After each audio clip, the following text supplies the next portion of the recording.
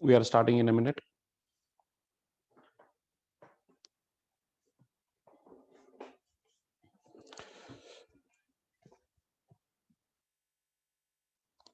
So the format will be, we will take questions from the WhatsApp group.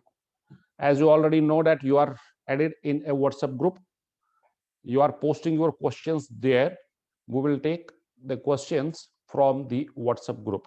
But in case if anybody has not posted any question yet, he or she can raise the hand, not the physical hand, not this hand, but there is an option in the more.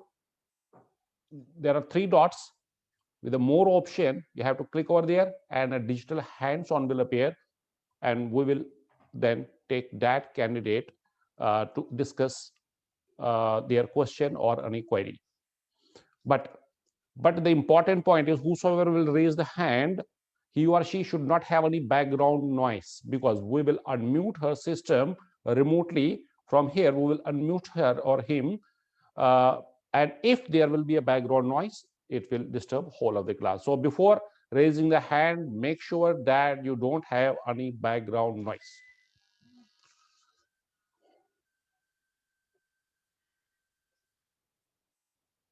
So let me see the first question from the group. I mean the WhatsApp group.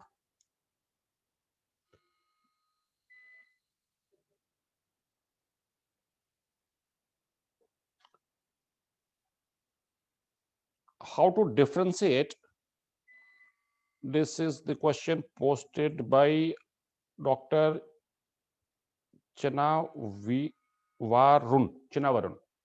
I'm very sorry if I am pronouncing it wrongly. Dr. Chinavarun is giving us the question, posting the question, how to differentiate between an hemorrhagic cyst and endometrioma. This thing is discussed in great detail in your gynae course.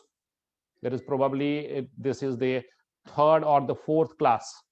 This is taken there in detail, but as you have already touched it, I have to give you some important points. But this is the question and answer session. I will highlight the important points only. So the first thing is that how to differentiate. The question is differential diagnosis of hemorrhagic from what was the question? Hemorrhagic and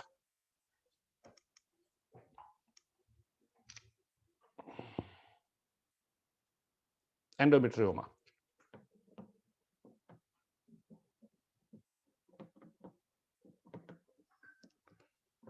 Now, if that candidate is right now live, please raise the hand. I will discuss one-to-one. I love discussion. So if that candidate is right now online with me on Zoom, he or she can raise the hand. I don't know whether it is he or she. So please raise your hand, whosoever has posted this question, quickly. See the hands on, if any. Okay, see the raised hand. So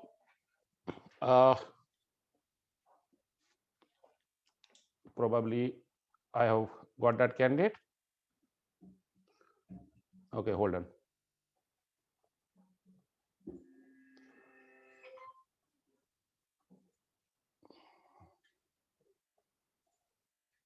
Give me the headphone. So we are sending the unmute invitation to two participants. I don't know who among these two have posted this question. They will receive an unmute invitation, and upon receiving the unmute invitation, you have to say hello so that I can check that the mic is now audible. So whosoever has raised the hand and has received the invitation and has unmuted herself or himself, please say hello. Hello, sir. It's Dr. Chavi, Galaxy Tab A7. Now this is the problem. We are time and again requesting you to join with your name. Say hello. Dr. Chavi, Galaxy Tab A7. Hello, sir. It's Chavi. Dr. Chavi, right? Dr. Chavi. Yes, sir. Quickly say hello. Hello, sir. Yeah, what is your question? Have you posted this question? Yes, sir.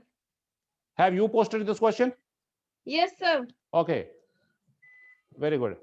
Now, are you seeing the whiteboard over here? Yes, sir. Yeah, good. Remove this. Now, your question is how to differentiate a hemorrhagic cyst from an endometrioma. Are you a gynecologist, radiologist, or a sonologist? Gynecologist. Gynecologist.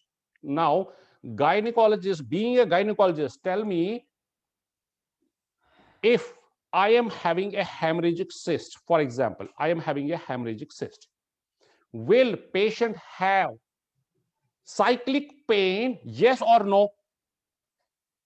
Uh, no, sir. No. So the first point. Is, if it is hemorrhagic cyst, and if it is endometrioma, first we have to see clinically. Now, pain here in endometriosis will be cyclic. Am I right? Yes or wrong? Yes or no? Yes, sir. Yes, sir. So the point is that I will be having a cyclic pain. I will be having a cyclic pain in case of endometriosis. Okay. Just hold on. There is some technical glitch over here. Okay. So it will be, why it is coming time in again? Now, the second point is Wi-Fi phones. It is buffering.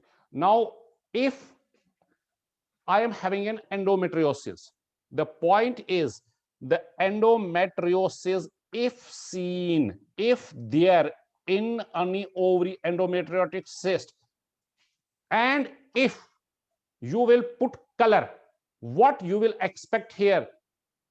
No color or a minimal color will be there. Color should be there.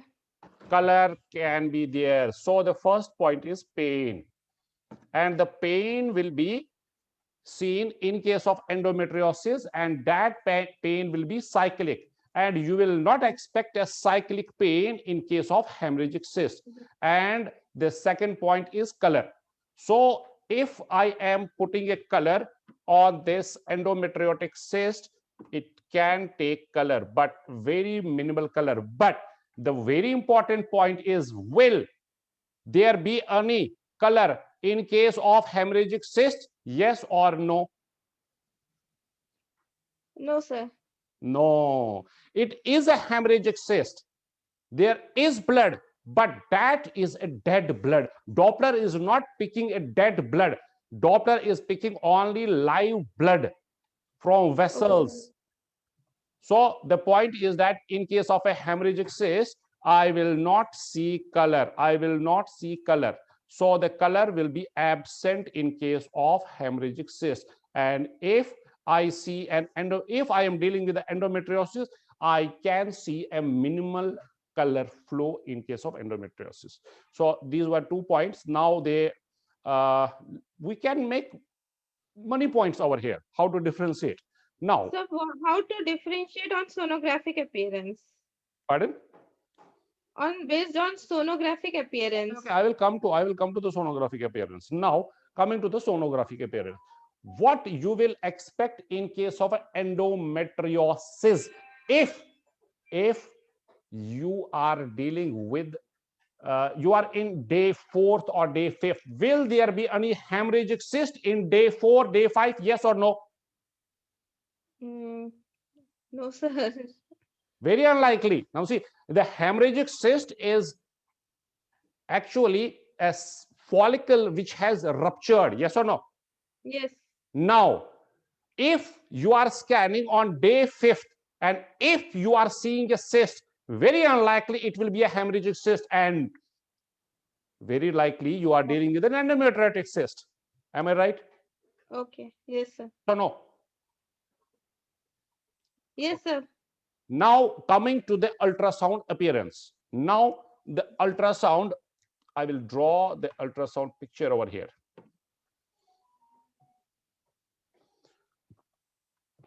Now it depends. Now the ultrasound picture depends on how old the blood is.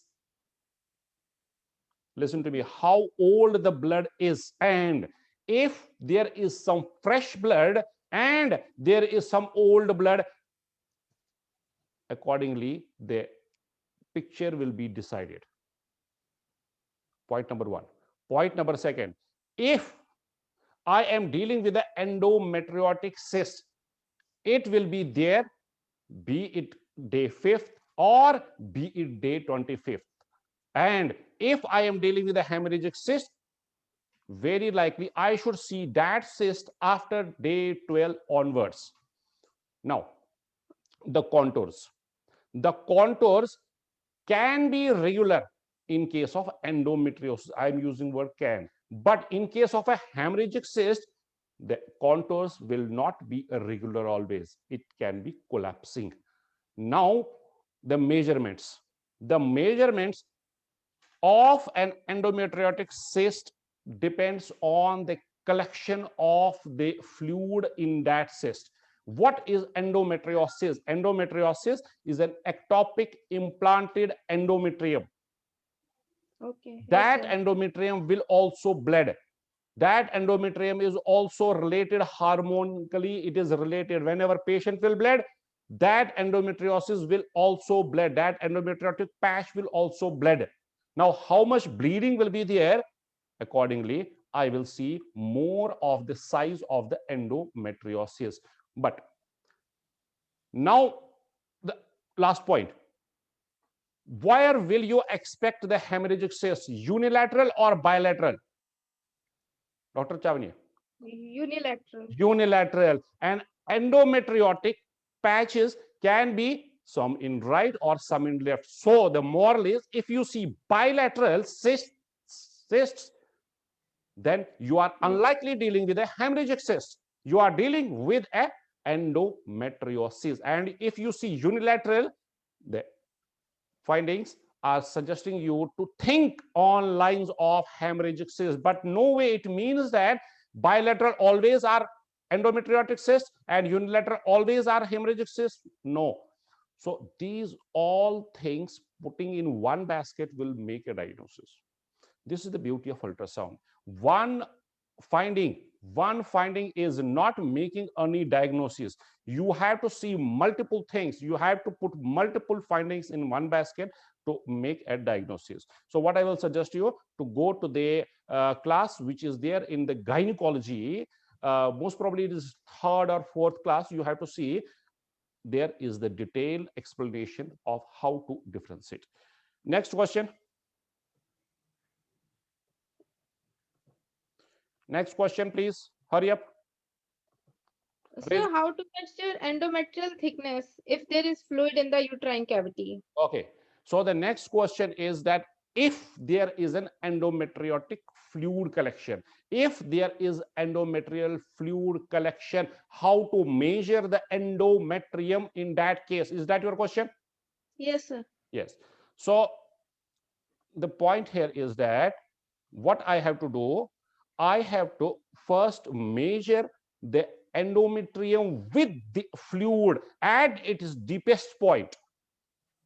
Whole of the Okay. endometrium, both layers of the endometrium with the fluid, with the fluid. Are you getting my point? With the Yes. fluid. Then Yes.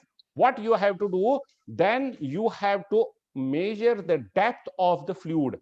Now you will tell me how much is the endometrium. Now think what to do. We have to differentiate between Not subtract, difference, you have to just subtract it. take out. Now, if there is a 20 millimeter thick with fluid, endometrium, I mean, with fluid, and the fluid depth itself is 10, how much is the endometrium? 10 mm. 10. 10. Simple. When you are doing ultrasound, you have to be a small mathematician, small physics is applicable there, some physiology is there, the gynecology is there, surgery, even medicine, even pathology is there. So you have to think logically over here. Okay, so this way you can measure the endometrium. Next question. And sir, this thickness will involve both the walls, anterior and posterior. Yes, both. Yes, both. Anything Okay, else, sir. Dr. Chav? Chavi, no. Yeah. Thank you. Anything else? No, sir. Okay, No, please sir. mute your microphone. Oh, Next question, please. Next participant raise the question to get unmuted.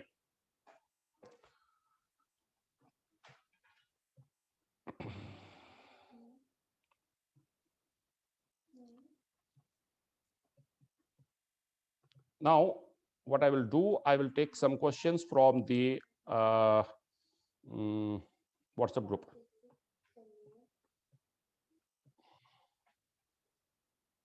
Take this. Just hold on for 30 seconds.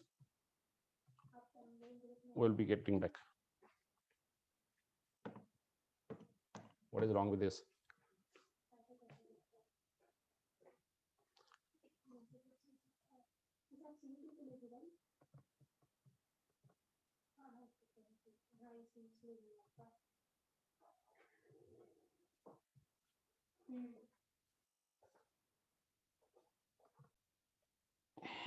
Here we go with questions from WhatsApp group. How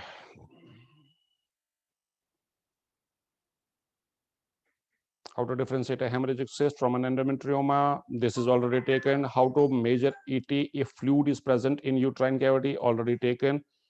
Now, one more question is there from Dr. Sabyo Shashi. Sabyo Shashi is posting, sir, please inform how to get a good image in abdominally in an obese patient. Again, we have more than 4 classes in physics and machine settings. Please, whosoever is posting this question, please revise and go to the these physics and machine settings class. I will briefly go through this question. If the patient is obese, what you have to do? First of all, you have to drop the frequency. This is in detail in physics and machine settings class. You have to decrease the frequency. By decreasing the frequency, you are increasing the penetration. And here you need in penetration because your patient is obese. Now, then the next important point is that where are you focusing? For example, this hole is the ultrasound monitor. This hole from this point to this point is the ultrasound monitor. If your area of interest is here in the near field, what is the use of this much depth? So you have to adjust the depth, then you have to decrease the depth. Why? Because by decreasing the depth, the frame rate is increasing. Again, there is one complete class how to adjust the depth and why to adjust the depth and what for we are adjusting the depth to increase the frame rate. So the 2 important points is that you have to decrease the frequency and you have to decrease the depth, because by decreasing the depth you are increasing the frame rate, and by increasing the frame rate the resolution will automatically increase. So please go to the machine settings, physics and machine settings class. It is there in detail. So for now you are having 2 important points. One is depth, and before depth is the frequency. You have to drop the frequency in case of an obese patient. You can still send some questions to us. I will no, now the time is up. You cannot send the questions because right now we are live. We are taking those questions which is already sent to us. Now one more question from Dr. Anusha Priya. Anusha Priya, now see how to see a bicoordinate uterus in transverse section. Dr. Anusha Priya, you can diagnose a bicoordinate uterus on transverse section only. I'm repeating, it is the transverse section which will give you the image of a bicoordinate uterus. In bicoordinate uterus, now see, this is the uterus. Now I will not draw on the board. I will not show you the images because we have already done with the class. We have given you images, we have given you patients, we have given you this board over there. We have given you multiple things. Right now, we are discussing only question and answers. Now, on transverse section, what you will expect? Indentation from the contours. So, indentation from the contours should be there in case of a bicoordinate uterus. Very simple. Now, if you will insert the probe, now see, the important point is, if you will think that the TVS is much better than TS in differentiating the bicoordinate uterus, then you are wrong. Because I need a field, big field, when I have to see for the bicoordinate uterus, because I need the contours of the uterus, and the field is wide in case of when I am taking the transabdominal approach. So don't insert the probe. First, take the image, see the uterus on transverse section for indentations from the top. And if there will be indentations from the top, you are dealing with the bicoordinate uterus. Okay.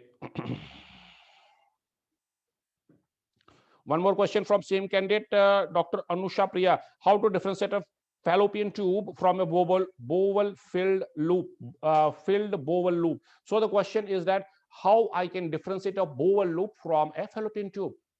I told you, you have to be logistic when you are doing ultrasound. You have to think more and you have to see less. Now, this means that you are not thinking more. If you will think over here, you will get your answer. If there is a bowel loop, there will be fluid. Yes, fluid is there. But the important point is there will be food particles also. And why I need food particles to discuss over here. And if it is a bowel loop, there will be peristalsis. And if there are peristaltic movements, I will see very clearly the movement of these food particles. Then I am not dealing with a fallopian tube. Because why peristalsis will be there in case of a fallopian tube? That is point number one. Point number second is that if I am having a fallopian tube which is dilated, the fallopian tube is not usually seen, and if seen, it is dilated. Please make a red note. You are seeing a fallopian tube, it is dilated, because a normal fallopian tube is not picked by ultrasound. If you see it, it means that it is dilated. Now, there are incomplete septations. Incomplete septations means the septations will not go from one wall to another. It will end some midway. So these are called incomplete septations. Incomplete septations are giving me the signal, doctor, this is a fallopian tube. So two things, incomplete septations and the peristalsis will help you where you are. Okay.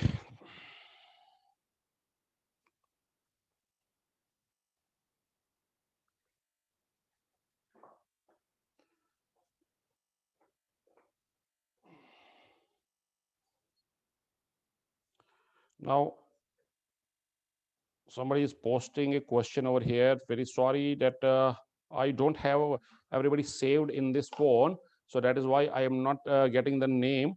Probably Dr. Fayaz is posting that how to see if the thyroid is retrosternum. Now again, you have to think. If something is behind the bone, the ultrasound cannot pierce the bone and cannot scan it. It will not get scanned. Next part of the question is how to see a submandibular gland. How to see it? Put a probe over here and see for it. Please post a relevant question. I am waiting for a relevant question. The points which can be discussed over here.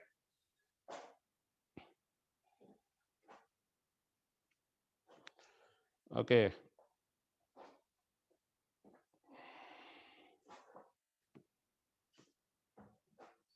USG of breast lesions, malignant and benign. Now see, we have not given you breast ultrasound.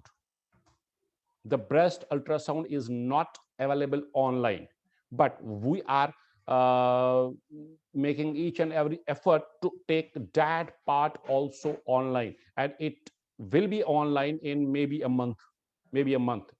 And whenever it will be available, we will discuss in great detail. The question posted by Dr. Ritu is USG of breast lesion, benign and malignant. We have not given you breast ultrasound yet, because that is in pipeline. Whenever it will be ready, you first take the breast ultrasound, and whenever it will be ready, you will get informed. We will inform you. Okay. Okay, let me take the last question. Dr.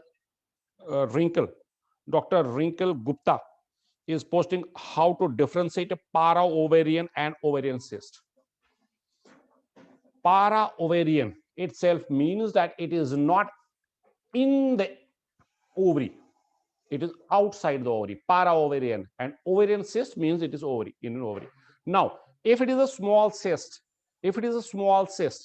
then I'm repeating, if it is a small cyst, then you have to see for some follicles if surrounding the cyst. I'm repeating, if this is a cyst, ovarian cyst, and it is not very big. Now see, if it is not very big, if it is small cyst in the ovary and arising from the ovary, okay, not in the ovary, arising from the ovary, will there be ovarian stroma around it if it is ovarian? Yes. But the problem is with big cysts.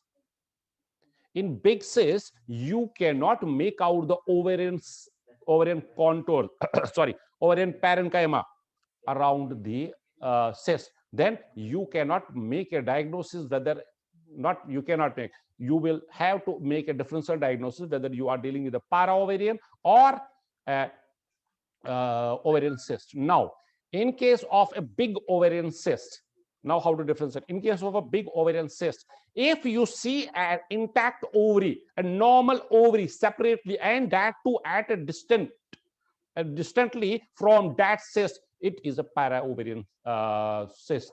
And if you are not able to see the ovary because the ovarian parenchyma is now pushed, compressed by a big cyst, then it is an ovarian cyst. So the moral is that if you see a normal looking like ovary next to the cyst, it has to be a para ovarian cyst.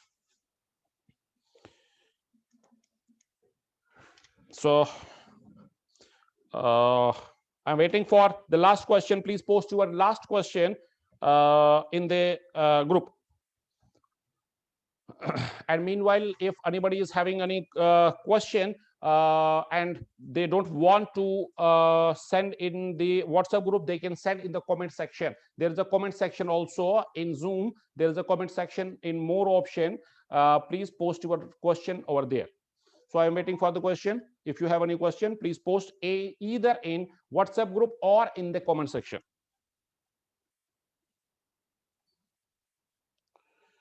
So no more questions. See you next time. We will let you know when we will take the next session, but I am requesting you to complete all of your classes. And once you will complete all of your classes from a particular topic, for example, a guide, then post the question, because maybe that this question is already taken over there. And repeat your classes. You have been given an ample time to revise the classes. So please revise your classes, and